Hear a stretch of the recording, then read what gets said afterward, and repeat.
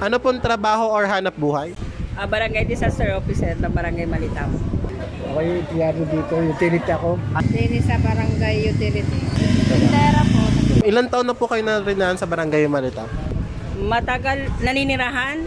32 years. Matagal na. Mga 30 years po. Hindi lang. Dumating ako rito yung 16 years old. 30 years. 2007, mga 15 years. 15. Sa inyo pong pananaw, ano pong pinakamalaking suliranin po dito sa ating komunidad? Sa basura. Sa basura. Basura, then tapos yung aming tubig sa medyo marami ng pollution, medyo madumi na. Dahil nung una malinis ito. Medyo mami na populasyon, yan, nagkagaya na. Dati malinis ito. Kalinisan at basura. Sa basura na lang po ako. Ano po kalala ang problemang ito? Hindi naman gano'ng kalala. Ano ba yun? Katamtaman lang. Parang yung nararamdaman na yun ang pagdami ng populasyon. Pagdami, di pagdumi. Okay, parang katamtaman lang po. Oo, mayroon yung Hindi naman Katamtaman. katamtaman. Hindi tayo sa katamtaman para tayo. Katamtaman. Kailan ito kadalasang nararanasan? Ang basura, araw-araw.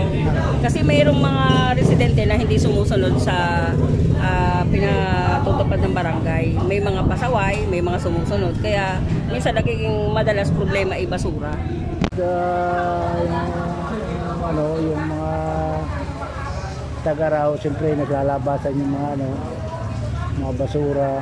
Hindi naman madalas, kaso lang kasi minsan pagkulikta kasi ng basura, hindi yung araw-araw.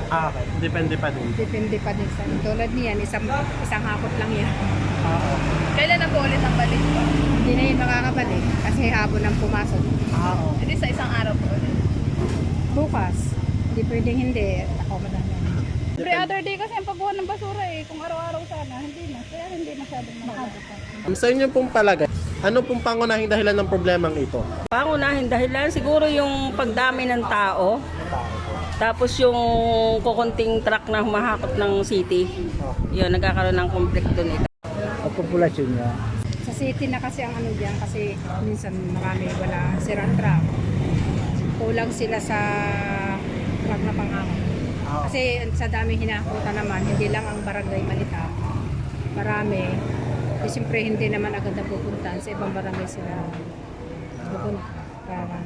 Siyempre, pag may basura, barado ang mga kanal, magiging polluted ang lahat-lahat na, hindi lang hangin, mga tubig, o edi magkakasakit ng mga tao.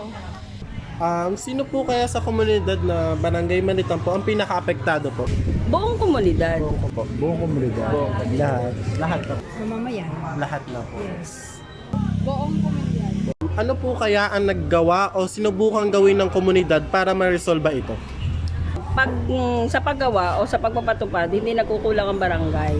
Kumbaga, lahat ginagawa namin para, lalo na ng mga konsihal, hindi sila tumitigil para maipatupad yung mga dapat na gawin para mabawasan yung pagdating sa basura. Kumbaga, lagi silang nandidiyan, nagpapaalala. Meron lang talaga ng mga residente na talagang matigas ang ulo. Hindi naman mawawala yun. Nagkaroon naman ng mga grupo, ang iba naman ay hindi active. May mga fraternity, kung ano-ano, may mga purpose, may mga grupo-grupo mga ganyan.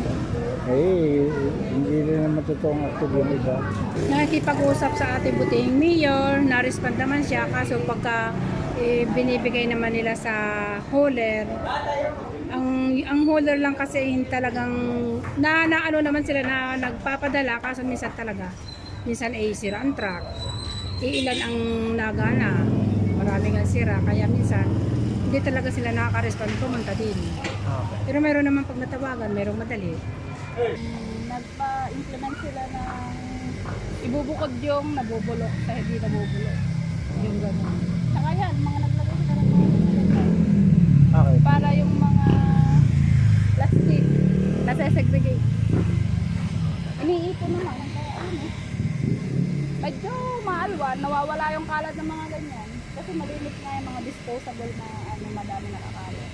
Ano po kaya sa tingin nyo ang kailangan upang mabawasan o ma-resolve ang problema ito? Sa impormasyon, kung sasabihin na nagkukulang, imposible kasi halos araw-araw may paalala. Nandito ang aming, napakasipag nitong aming environmental na ito dahil lagi itong umiikot. Meron kaming public address na lagi nang papaalala. Siguro sa impormasyon, hindi kami nagkulang doon.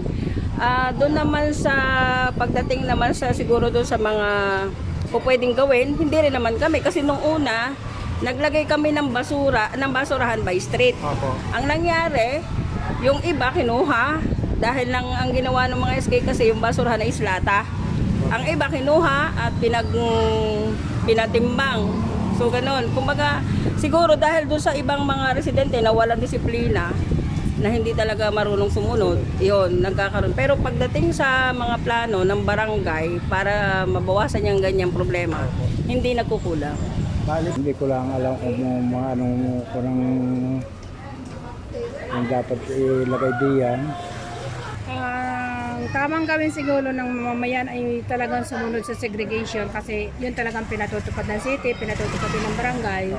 Kaso minsan talagang tao, hindi natin masabi na lahat ay susunod sa segregation. Kasi kung masusunod ang segregation, mababawasan talaga mas.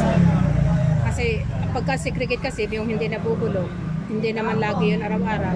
Ang nabubulok, kung marunong lang talaga ang mamamayan na mag-segregate, yung nabubulok pwede namang maghukay, ibaog sa lupa para makabawas. Feeling ko hindi naman. Disiplina lang talaga yan ng tao. Kung sa inyo po, bukas po ba kayo sa makabagong solusyon po o prototype po para ma-develop po batay sa problema ito? Oo. Kung saan mas maganda at mas makabubuti, doon tayo. Kung merong mga darating na mga makabago, hindi ako. Bukas naman. Oo naman, mas maganda yun. May nais po ba kayong idagdag o ipaalam po sa obserbasyon nyo po dito sa inyong barangay? Siguro yung sa mga tao na dapat matuto silang sumunod kung ano yung ipinatutupad ng barangay, hindi lang ng barangay at ng mismong mayor namin. Kasi ang programa ng mayor, siguro yun ang dapat nilang sundin. Ang nangyayari nga lang, hindi talaga marami ay hindi sumusunod. Hindi ko nga lang alam kung ano pang, dahil marami na nga tao. Wala naman, basta ang akin lang kung ang mamamayan ay marunong talagang sumunod sa batas na pinatutupad, magiging malinis talaga ang barangay. Yan lang. Yun lang masasabi ko katulad nung kanina na kung malinis ka sa bahay nyo pag alis, siguro naman paglabas mo, alam mo rin kung saan mo